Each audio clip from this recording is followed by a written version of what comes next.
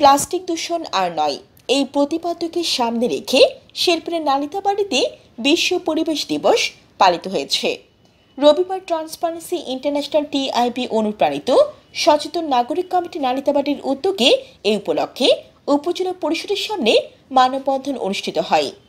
টিআইবির area coordinator Nazmul হকের সঞ্চালনায় ও সচেতন নাগরিক কমিটি সনাকের সভাপতি এনএম সাদরুল আহসান মাসুমের সভাপতিত্বে মানববন্ধনের প্রধান অতিথি হিসেবে উপস্থিত ছিলেন উপজেলা নির্বাহী কর্মকর্তা ফারজানা আক্তার ববি। এ সময় সবুজ বাংলা গ্রামীণ উন্নয়ন সংস্থার নির্বাহী পরিচালক খন্দকার আব্দুল আলিম, আরটিএস এর programme officer Abdul Halim, SNG সদস্য রুহুল সিদ্দিকী রুমান, ইএস সদস্য শাহিন আলম বক্তব্য রাখেন। বক্তারা পরিবেশ রক্ষায় প্লাস্টিক পলিথিনের বিকল্প কিছু ব্যবহারের বিষয়ে গুরুত্বারোপ করেন। জান্নাতুল আফসানা, চ্যানেল বাংলা।